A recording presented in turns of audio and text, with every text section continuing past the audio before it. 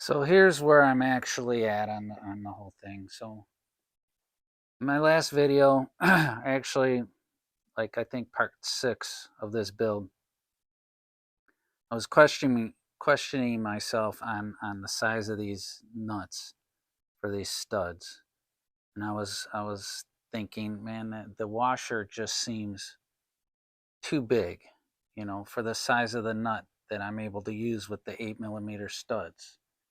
The kit came with these nuts that there was the most abundance enough to use for these studs, so I assumed these are the nuts they want me to use.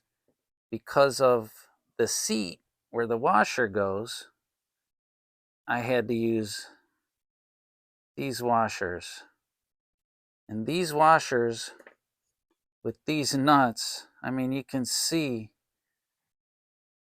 my dilemma and why I was so, like, just didn't seem right. I mean, look at it, look at the size. I mean, look at how much hole. Yeah, the nut could almost fit through the hole in this washer, and those are the washers that they gave me for the heads on these. I mean, if it was 10 millimeter, I'm good to go. That's a that would have worked fine. I was thinking, well, maybe these washers, but I don't know, it was just too crazy. I'm like, these washers for the heads, I mean, come on. And I was thinking maybe double them up, but anyhow, long story short, saw a video. Somebody was talking about building a bulletproof, I think it was a stroker, 74 millimeter crank, 88 pistons. Anyhow, essentially the same motor, but I'm going with the stock crank. And he said, don't use the the nuts that they provide with the hardware kit. And then he said, use the old ones. So as I'm looking through my pile of nuts that I have from taking it apart, I find these, and I'm thinking, well, those are better than at least the ones they gave me, but not by a lot. They at least look stronger, if nothing else. And then as I'm sifting through my pile under the bench, I find these guys, and then then the bells started going off. I'm like, and now I'm remembering, oh shit, I took this motor apart in a tent that I have set up beside my garage, because you can see my garage. I can't squeeze a dune buggy in here to do shit. I do other stuff. I work out of my garage. I mean, you can't tell. But anyhow, so I find like 4 of these in my pile under the bench. That's what I managed to bring in with me. And then I'm like, oh shit, there's 4 of them. I wonder if there's 12 more. So I go out to the tent. I found all 16. Lo and behold, I find all 16. But as a bonus, out in the tent, I find these guys. These are the washers and the nut for my 8 millimeter studs. Not this bullshit. Not this.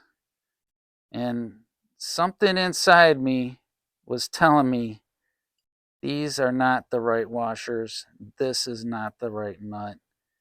And, I guess I should trust my gut a little more, but I watched more videos, and those guys, you guys have been so helpful in helping me get this thing, together the right way. So if you're watching this, uh, I'll probably name all the guys at the end when this thing fires up, and I'll thank everybody, the videos that I've been watching, because there's a few main guys that I've been getting a lot of information from. And so I'll probably sound off and give you guys all thanks when this thing fires up. So, but anyhow, that's where I'm at. I finally solved that, but and at the same time, when I'm replacing these nuts with the right ones, I gotta get in there. The lighting sucks over here, but I gotta straighten out the seals around these push rod tubes, so I'll be doing that as well. So learning as I go, uh, and correcting a few mistakes along the way. So I guess the why I'm struggling so much with this is because of how long ago I did take this apart. So, it's not all fresh in my head what came off of it and what should go back on.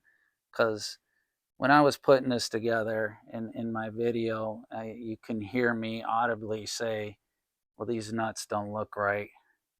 And I kind of talked about it a little bit in that video. But so my instincts are pretty much on the money. And, it took watching somebody else's video to help me confirm what I was worried about. And so now I'm correcting all of that as I go.